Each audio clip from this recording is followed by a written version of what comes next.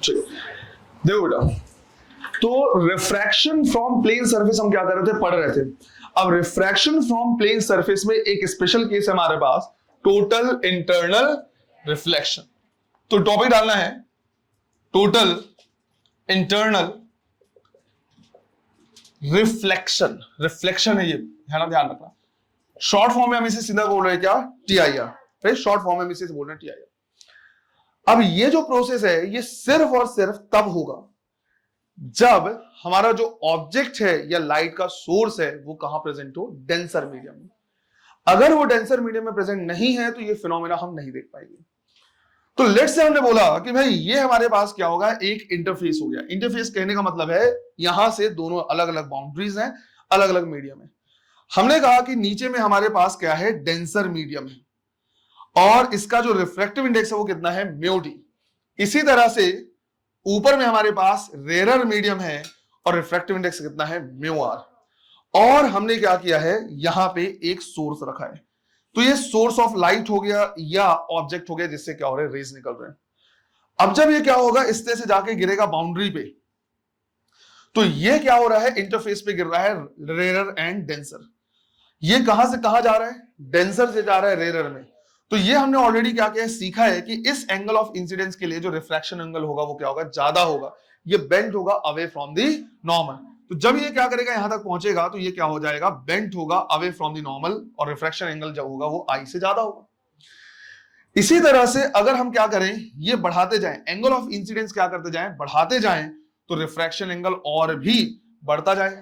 तो इस particular angle of incidence के लिए जो रिफ्रैक्शन एंगल होगा वो यहां से क्या हो जाएगा, और भी ज्यादा हो जाएगा।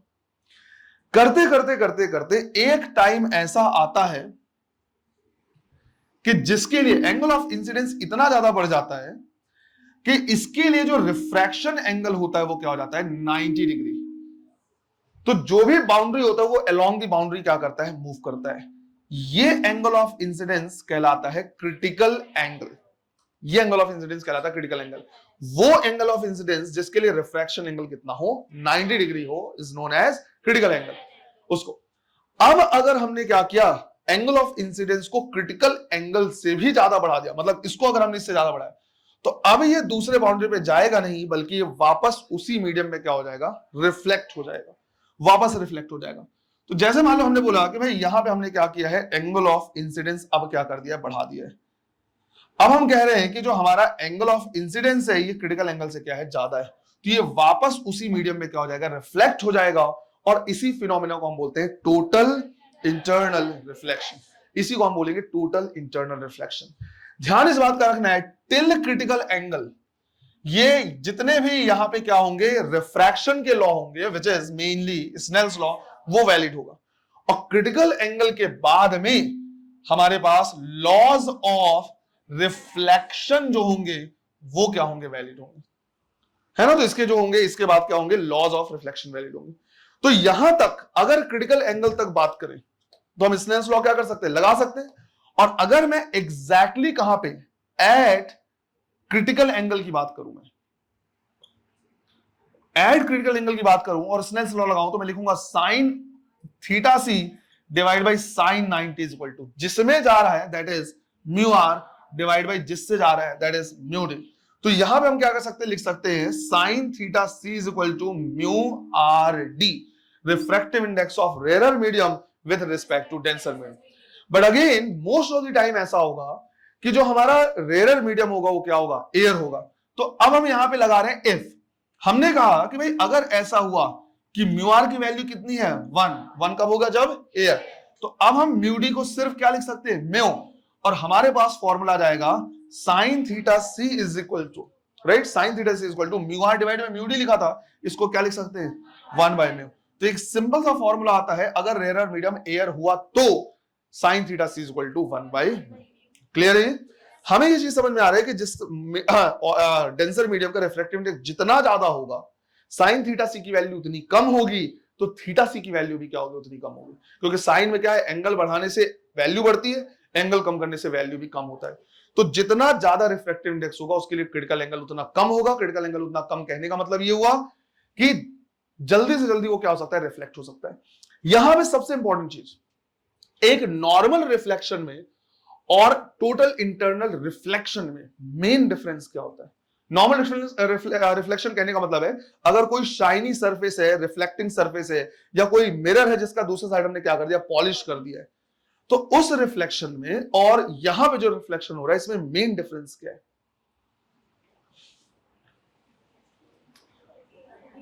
मेन डिफरेंस है इंटेंसिटी का लॉस या एनर्जी का लॉस।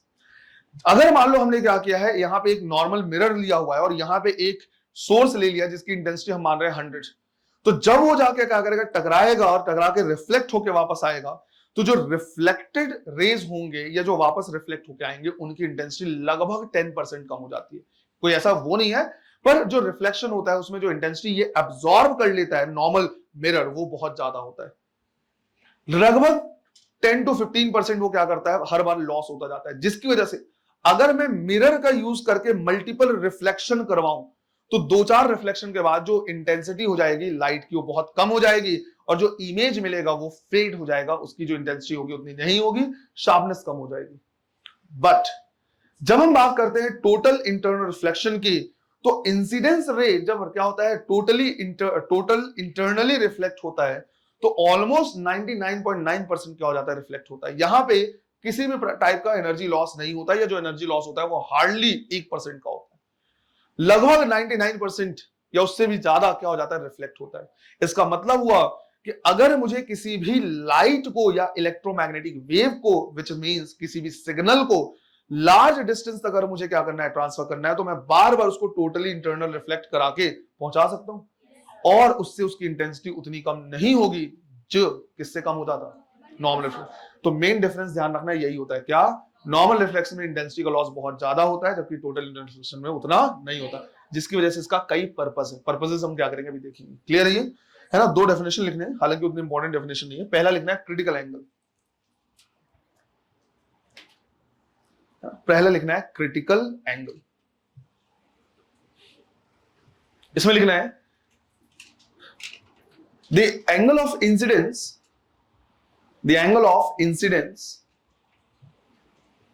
for which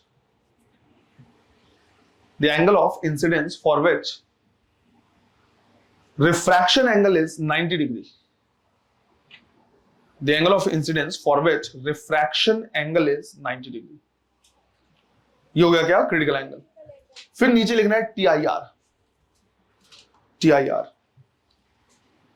इसमें लिखना है if the angle of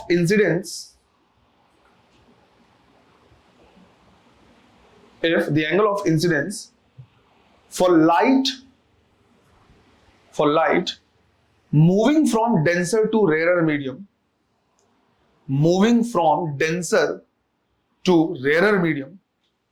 is greater than 90 degree, is greater than critical angle, then it gets reflected back in the same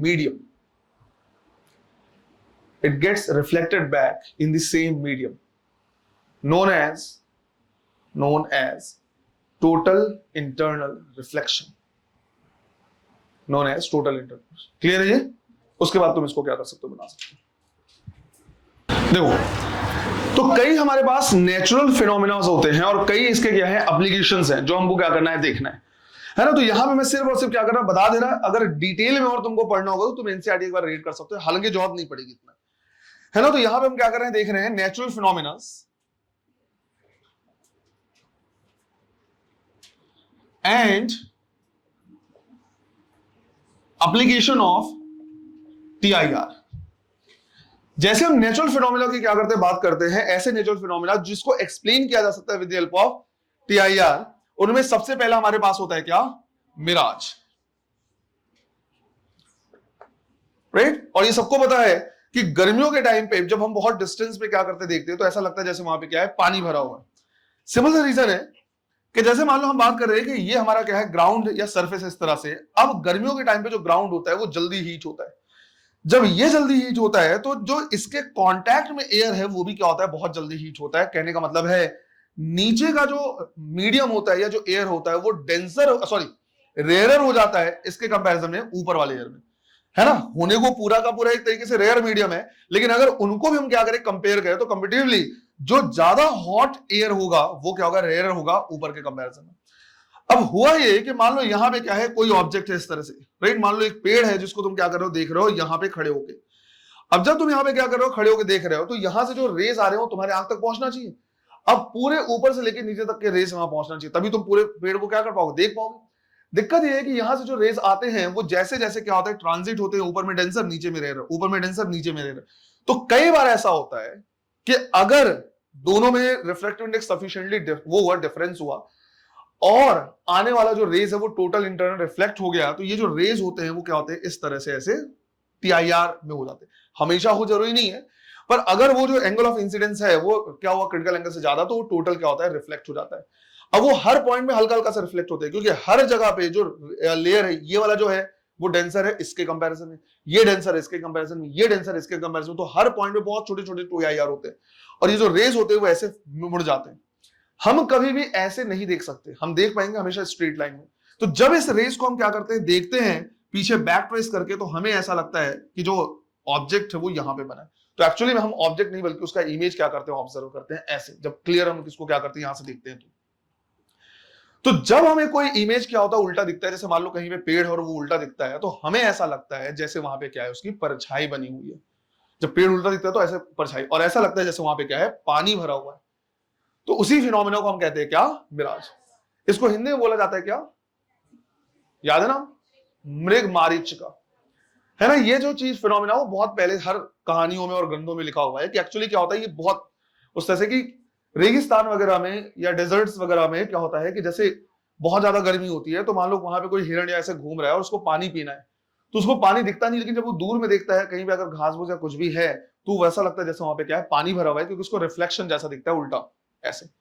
तो उसको इस तरह से लगता है कि वहां पे क्या है, पानी भरा, वो दौड़ते दौड़ते वहां तक जाता है, लेकिन एक्चुअली पानी वहां पे नहीं। फिर वहां से वो कुछ और दूर दिखता है, वहां पे उसको दिखता है। सिंस उसने रे ऑप्टिक्स नहीं पढ़ा हुआ है, उसको ये नहीं पता है कि वहां पे कोई पानी नहीं है, वो इस तरह से पानी में एक जगह से, मतलब पानी की तलाश में एक जगह से दूसरी जगह घूमते घूमते फाइनली क्या होता है, ट्रेजिकली डेथ हो जाती है उसकी। इसी को मेरे हिसाब से शायद तुमने भी इसको क्या किया होगा, ऑब्जर्व किया होगा। गर्मियों के टाइम पे अगर तुम ट्रैवल करो तो डामर रोड में बहुत जल्दी हम क्या करते हैं, उसको ऑब्जर्व करते हैं, राइट। ऐसे रोड जो डामर के बने होते हैं जल्दी वो बहुत हीट अप हो जाते हैं, और गर्मियों में अगर तुमने ट्रैवल किया होगा तो दूर में ऐसा लगता है जैसे रोड में पानी भरा हुआ है। किया ऑब्जर्व, है ना। तो इस तरह से ये दिखती है। तो सेम वही चीज है क्या, मिराज। इसका ठीक उल्टा एक और प्रोसेस होता है जिसको शायद तुमने ऑब्जर्व ना किया हो, मैंने भी नहीं किया है, जिसको हम बोलते हैं लूमिंग। ये गर्मियों, जैसे मिराज हमारा गर्मियों के टाइम पे होता है, रेगिस्तान में होता है, ये ठंडियों के टाइम पे होता है, और जनरली जो सी शोर्स होते हैं वहां पे होते हैं। तो यहां पे ऐसा होता है कि मान लो हमने बोला कि भाई पानी भरा हुआ है, इस तरह से पानी है, सी है, और ठंडियों का टाइम है, और तुम यहां पे क्या है, पोर्ट में खड़े होके तुम क्या कर रहे हो, यहां से कोई शिप आ रहा है जिसको क्या कर रहे हो, ऑब्जर्व कर रहे हो। तुम यहां पे क्या हो, खड़े हो इस तरह से। अब होता यह है कि सर्दियों के टाइम पे ठीक उल्टा हो जाता है कि जो पानी के कांटेक्ट में एयर होता है, इनकी डेंसिटी ज्यादा होती है, और ऊपर में क्या होता है, रेयर होता है। तो जब ये रेज यहां से क्या होते हैं, आते हैं, तो कुछ तो सीधे आ जाते हैं, लेकिन कुछ रेज जो होते हैं वो क्या होते हैं, वापस से टीआईआर हो जाते हैं, क्योंकि रेज तो हर तरफ निकल रहे हैं, है ना। तो जो रेज इधर पे निकल रहे हैं वो टीआईआर होकर तुम्हारे आंख तक पहुंच गए, जिसको एक्चुअली पहुंचना ही चाहिए था, जो इधर चले जाना चाहिए था, जो यहां खड़ा होता वो उसको क्या करता देखता, बट वो रेज ऐसे मुड़ के तुम्हारे आंख तक पहुंच गए। अब जब तुम इसको क्या करोगे, ऑब्जर्व करोगे, तो तुम इसको क्या करोगे, सीधा सीधा ऐसे ऑब्जर्व करोगे, तो तुमको जो ये शिप है वो हवा में उल्टा तैरता हुआ दिखेगा, ऐसे उड़ता हुआ। इसी प्रोसेस को हम कहते हैं क्या, लूमिंग। ये दो नेचुरल फिनोमिना है जिनको हम एक्सप्लेन करेंगे किससे, उससे अच्छा डायग्राम नहीं होगा, इतने से काम चला लो, राइट। उसको कहते हैं क्या, लूमिंग। इसी तरह से जो हीरे की चमक होती है, जो ब्रिलियंस होता है, उसको भी एक्सप्लेन करते हैं किससे, टीआईआर से, ब्रिलियंस ऑफ डायमंड। तुम अगर पुरानी पिक्चरें देखते हो इस तरह से, तो तुमने कई बार सुना होगा कि जौहरी की परख, किस तरह से हीरे तराशे है उसने। तो ये सारे टर्म्स बहुत सुने होंगे, परख, जौहरी, तराशना, राइट, हीरे को किस तरह से तराश, ये सारे वर्ड सुनेंगे। तो हीरा जो है या डायमंड जो है वो कितना ब्रिलियंट होगा, कितना अच्छा चमक देगा, वो डिपेंड करेगा एक्चुअली कि किसने उसमें कट्स लगाए गए हैं। अब जो डायमंड होता है इसका जो रिफ्रैक्टिव इंडेक्स होता है वो बहुत ज्यादा होता है, 2.4 के करीब होता है। मैं श्योर नहीं इसलिए लिखा नहीं रहा, एक बार तुमको क्या चेक कर लेना। जिसकी वजह से इसका जो क्रिटिकल एंगल होता है काफी कम होता है, अराउंड 24 डिग्री से 27 होता है। अगेन सिंस फैक्ट है, मुझे याद नहीं एग्जैक्टली, तुम याद करें, पर यही कुछ है, 24 से 27 डिग्री से डिग्री सेंटीग्रेड निकल रहा है, सॉरी। इसका मतलब हुआ है कि अगर कोई भी रेस 27 डिग्री से ज्यादा पे गिरा तो वो क्या हो जाएगा, TIR हो जाएगा। तो इसकी रिफ्रैक्टिव इंडेक्स क्या होता है, बहुत ज्यादा, और इसका जो क्रिटिकल एंगल होता है वो क्या होता है, बहुत कम होता है। अब जो हीरे को क्या करते हैं, तराशते हैं, उनको ये पता होता है कि उनको हीरे में इस तरह से कट्स लगाने हैं, ऐसे कट्स लगाने हैं कि अगर कोई भी रेस एक तरफ से क्या करे, गिरे, तो वो इस पे क्या करे, क्रिटिकल एंगल से ज्यादा पे गिरे। अगर ये क्रिटिकल एंगल से ज्यादा पे गिरा तो ये बाहर नहीं निकल पाएगा, क्या हो जाएगा, रिफ्लेक्ट होगा। अब दूसरे साइड इनको इस तरह से कट लगाना है। अगर मान लो ये बिल्कुल ऐसे रहा तो सीधा सीधा बाहर निकल गया, लेकिन अगर उसको पता है तो उसने इस तरह से कट लगाए, बहुत सारे छोटे छोटे कट्स लगाए हैं कि जब ये दूसरे पे गिरेगा तो ये भी होगा क्रिटिकल एंगल से क्या ज्यादा, ये वापस से क्या हो जाएगा, वापस से रिफ्लेक्ट हो जाएगा अंदर। फिर इस तरह से इधर कट लगाया गया कि उधर रिफ्लेक्ट हो जाए। तो ऐसा होता है कि लाइट इसके अंदर क्या हो जाता है, ट्रैप हो जाता है। जब भी एक फेस से दूसरे फेस, दूसरे से तीसरे में गिरता है, इस तरह से उसने, जौहरी ने कट लगाए हुए हैं, जिसने भी इसको किया है, इस तरह से उसको क्या किया, चिसल किया है, शार्प किया है कि जब भी वो गिर रहा है हमेशा क्रिटिकल एंगल से ज्यादा भी गिर रहा है, जिससे लाइट अंदर क्या हो जाता है, ट्रैप हो जाता है। जब लाइट ट्रैप हो जाएगा तो उससे जो उसकी शाइनिंग होगी या ब्रिलियंस होगा वो क्या होगा, बहुत ज्यादा हो जाएगा। तो इसको भी एक्सप्लेन करते हैं किससे, TIR से।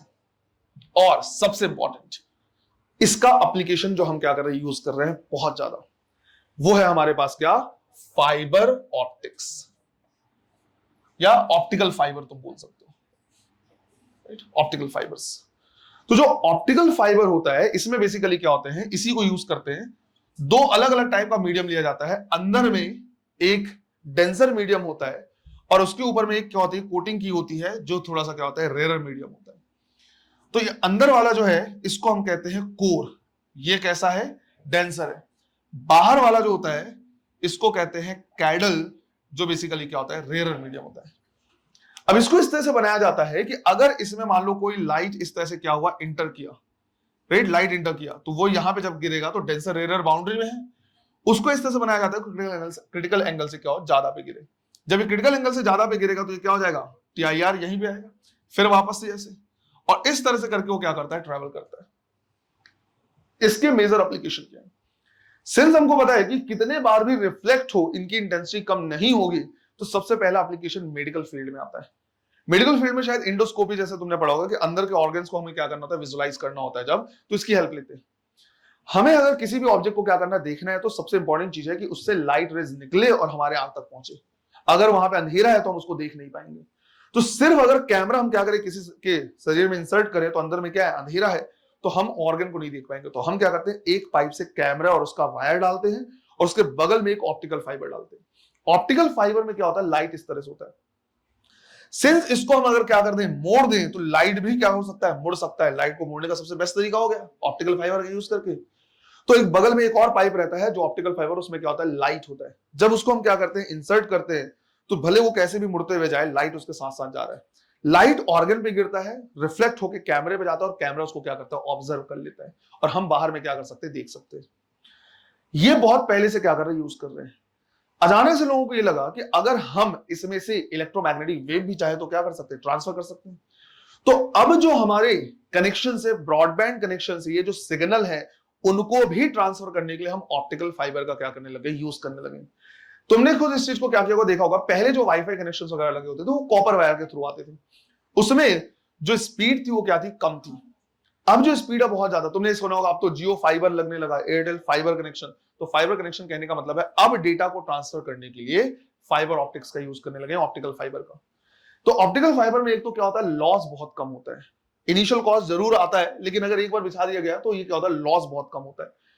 तो लॉस अगर क्या होगा, कम होगा, जो एनर्जी, किसी ने कभी पढ़ा है ना इंटरनेट कैसे वर्क करता है, इस तरह से कितने स्टेप्स होते हैं, 7-8 स्टेप्स होते हैं, पैकेट्स, डेटा पैकेट्स से सुना है कभी? किसी का बोला होगा ना, CS वगैरह होगा तो नहीं था, ठीक। तो डेटा पैकेट्स क्या होते हैं, अगर लॉस ना हो, मतलब सीधा सही है कि जो तुम्हारा वो जाता है, पूरा का पूरा सिग्नल जाता है, जो भी तुम क्या बोलते हैं इंटर किया, तुमने सर्च हिट किया और वापस रिजल्ट आता है, वो डेटा पैकेट्स के फॉर्म में क्या होते जाते हैं। डेटा पैकेट्स अगर लॉस ना हो तो तुम क्या करोगे, पेज लोड हो जाएगा। याद करो पहले कभी कभी ऐसा था पेज लोड हो गया, एक दो इमेज लोड नहीं हुए हैं। तो एक्चुअली ऐसा होता है कि डेटा पैकेट अगर लॉस हो गए, जिसमें वो था, वो पैकेट जिसमें वो इमेज था, अगर वो लॉस हो गया तो इमेज नहीं बन पाएगा। ये आधा इमेज बना, नीचे बना ही नहीं, ये छोटा सा ब्लर है या कुछ इस तरह का। तो सिंस इसमें किसी भी टाइप का लॉस नहीं होता, डेटा पैकेट का लॉस नहीं होता, जो स्पीड होती है वो बहुत ज्यादा होती है, पूरे पैकेट्स आ जाते हैं और पूरा का पूरा पेज क्या होता है, लोड होता है, जल्दी लोड होता है। तो सबसे बेस्ट यूज इसका किया जा रहा है आज के टाइम पे, क्या इंटरनेट वगैरह में, या फिर जो भी क्या बोलते हैं टेलीविजन में, या जो भी क्या इलेक्ट्रोमैग्नेटिक वेव्स हैं उनको एक जगह से दूसरे जगह ट्रांसफर करने में। क्लियर है ये? तो टीआईआर का एक्चुअल में यूज है। तो ये हो गया है कुछ नेचुरल फिनोमेना, ये क्या है उसका एप्लीकेशन एक तरीके से, और ये क्या है टोटल का आर्टिफिशियल मैकेनिज्म जो हम यूज कर रहे हैं। क्लियर है ये? इनमें ही तुम अगर चाहो तो क्या कर सकते हो, रीड कर सकते हो एक बार एनसीईआरटी। हालांकि मैंने समझा दिया, इसमें तुमको क्या करना है, मैं इस चीज के लिए 2.4 होता है इसका क्या बोलते हैं रिफ्रैक्टिव इंडेक्स, मैं 100% श्योर नहीं हूं, एक बार कंफर्म कर लेना एनसीईआरटी से। क्लियर है ये? लगभग शायद वही है, पर एक बार फिर भी तुम देख लेना, है ना। और याद रखना डायमंड के लिए रिफ्रैक्टिव इंडेक्स और क्रिटिकल एंगल। क्लियर है ये? चलो नोट करो इसे।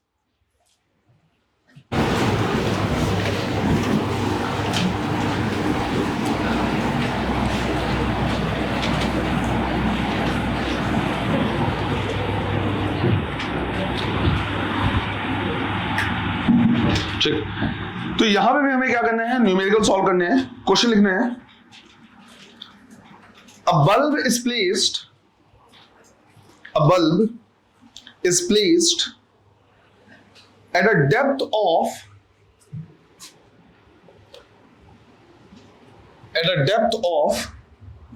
2√7 meter,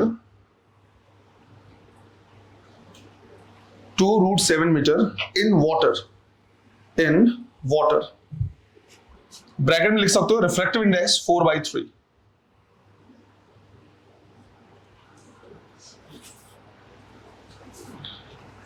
Full stop. A floating disk is placed over the bulb. A floating disk is placed over the bulb so that bulb is not visible. From the surface. What is the minimum radius of disk? What is the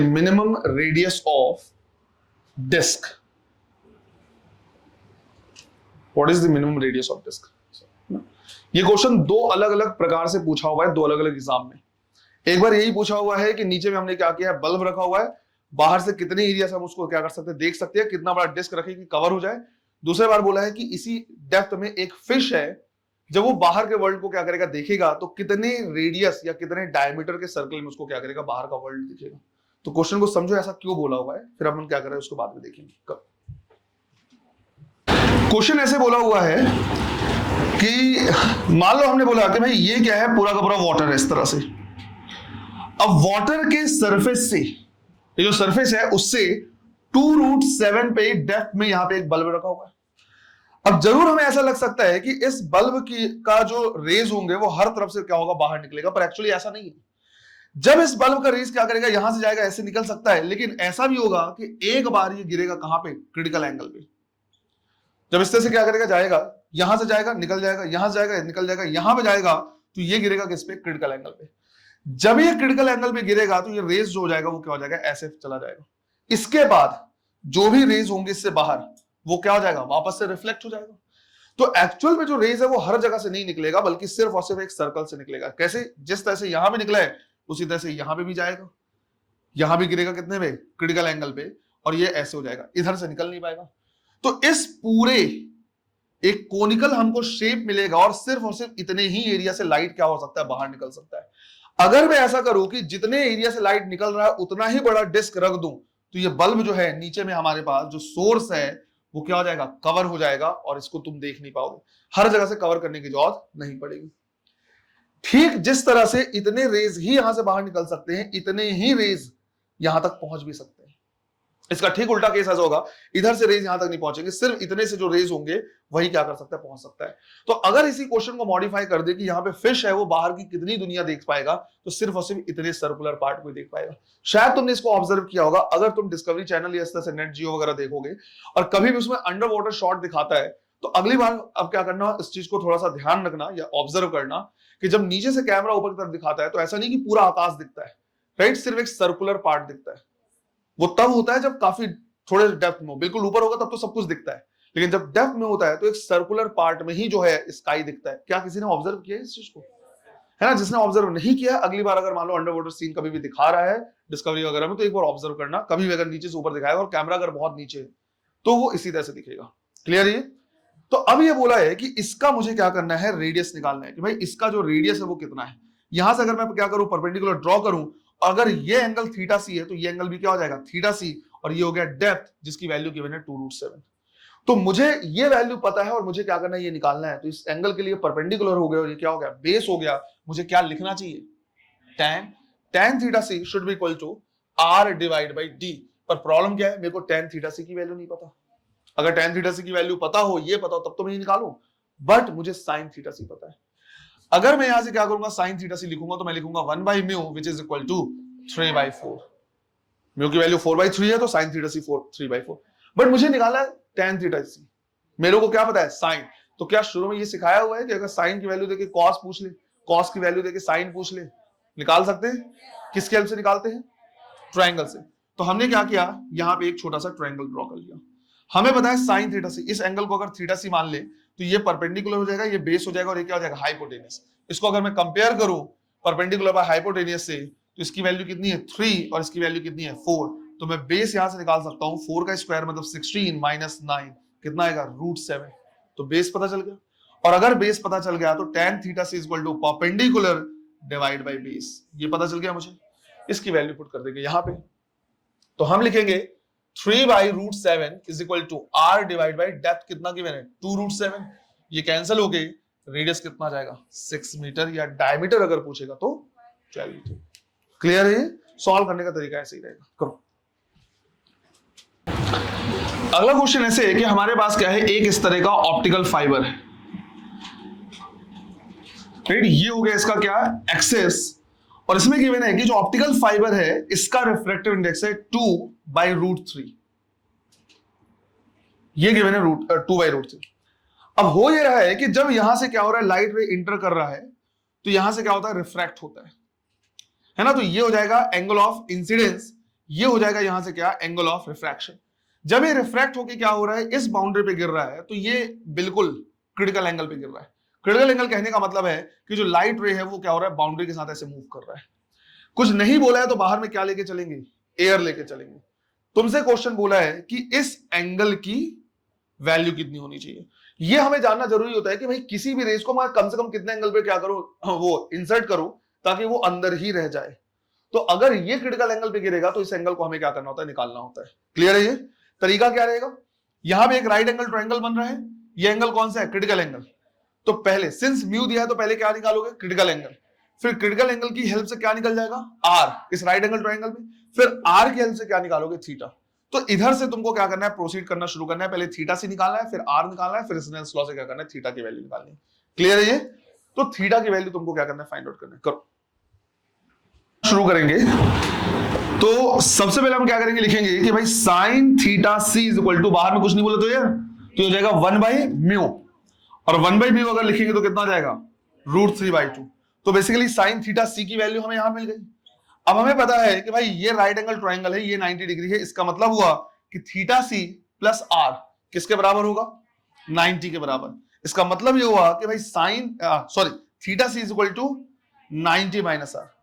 अगर मैं दोनों side क्या कर लूं, sign ले लूं, right, या फिर इसको मैं ऐसे लिख सकता हूं, r is equal to 90 minus theta C. दोनों साइड अगर मैं साइन लूं तो sine r is equal to कितना हो जाएगा, साइन 90 माइनस थीटा सी। और साइन 90 माइनस थीटा सी को क्या लिख सकते हैं, कॉस थीटा सी। तो हमें ये बात समझ में आई कि साइन r जो है वो कॉस थीटा सी के बराबर।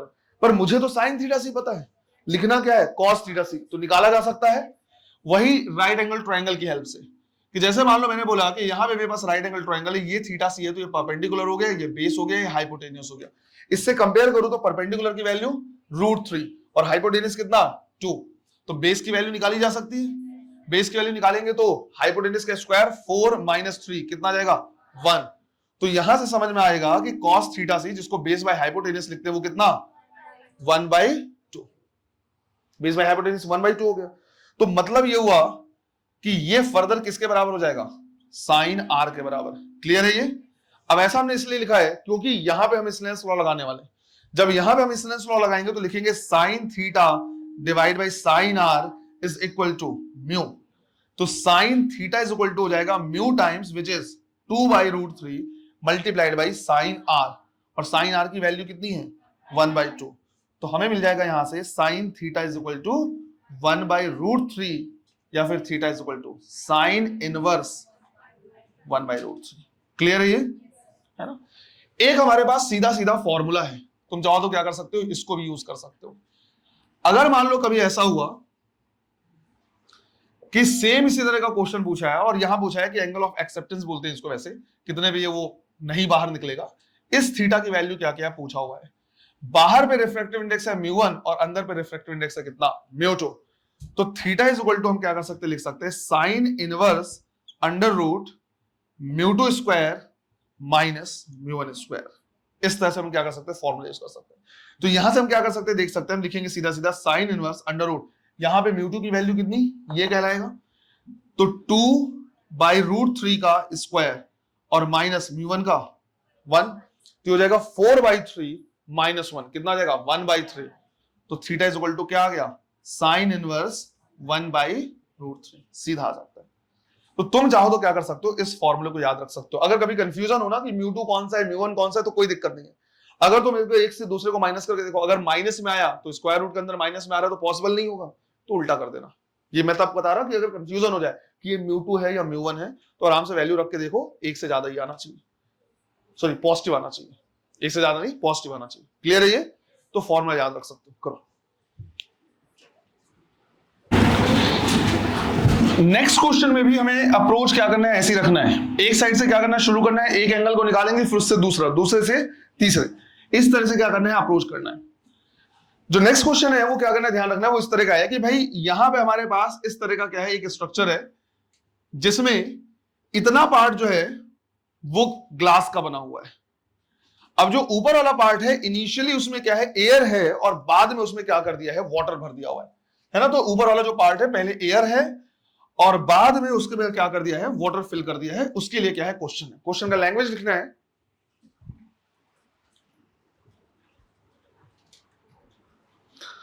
A ray of light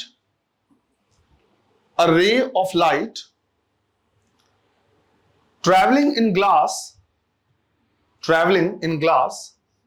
bracket में लिख लेना है, refractive index 3/2 is incident on glass air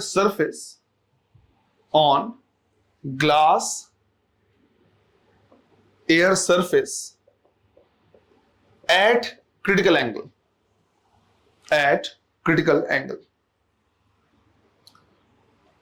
Full stop. A layer of water bracket में refractive index 4/3 is now filled on glass air interface.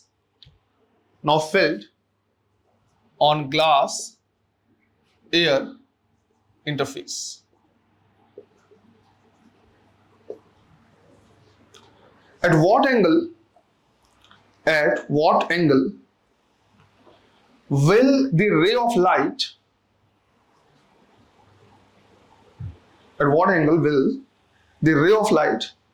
emerges into air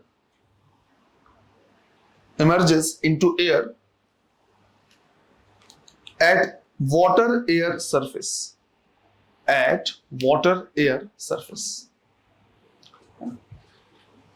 तो शुरू में ये बोला भाई कि ग्लास एयर था और यहां से जो रेज आ रहा है वो क्रिटिकल एंगल पे गिर रहा है, मतलब ऐसे था, लेकिन फिर पानी भर दिया। जब पानी भर देंगे तो अब वो क्रिटिकल एंगल नहीं रहेगा, क्योंकि critical angle mu R by mu D पे डिपेंड करता है। म्यू आर को तुमने चेंज कर दिया तो अब इसमें जाएगा।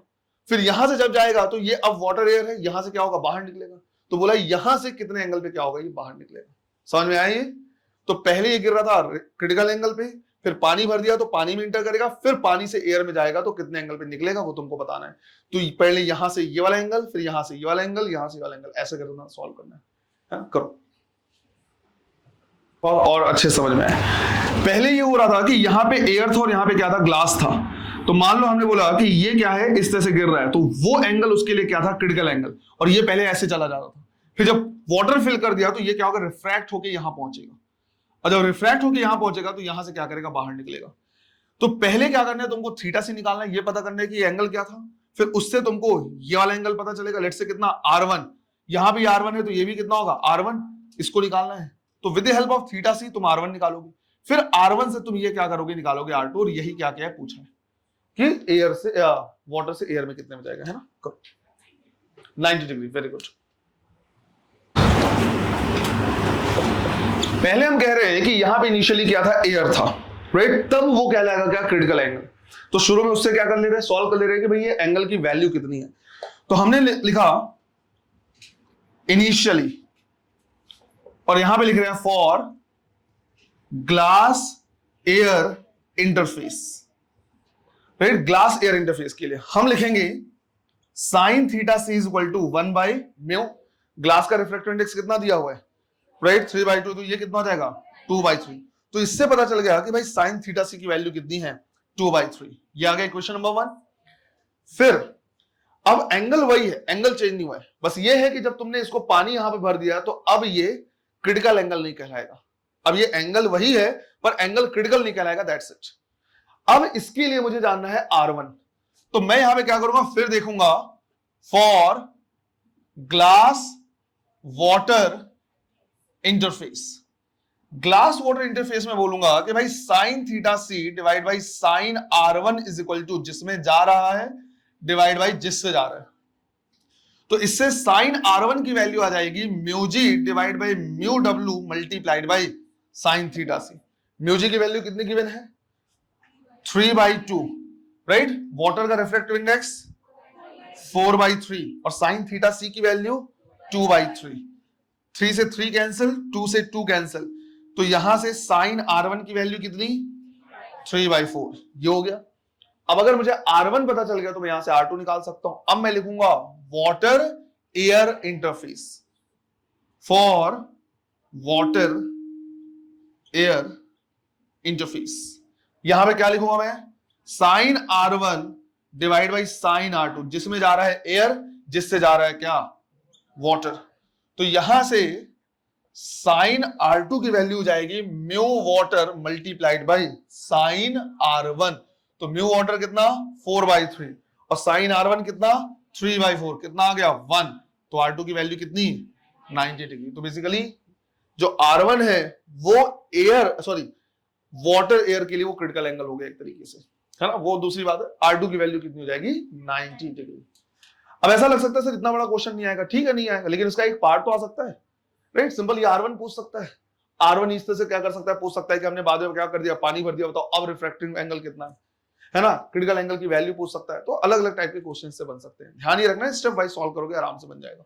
क्लियर है ये, है ना। ये हो गया हमारा क्या, जो हम पढ़ रहे हैं refraction from the plane surface, उसमें हम क्या कर रहे हैं, स्पेशल केस हमने TIR देख लिया। कल वाली क्लास में हम क्या करेंगे, देखेंगे refraction from the curved surface. Curve surface में दो तरीके से पढ़ेंगे, पहले वन कर्व सरफेस, और जब वो सीख जाएंगे तो उसी को लगाएंगे कहां पे, टू कर्व सरफेस में, which is also known as lens. और वो पार्ट हमारे लिए फिर सबसे इंपॉर्टेंट हो जाएगा। क्लियर, चलो, थैंक यू।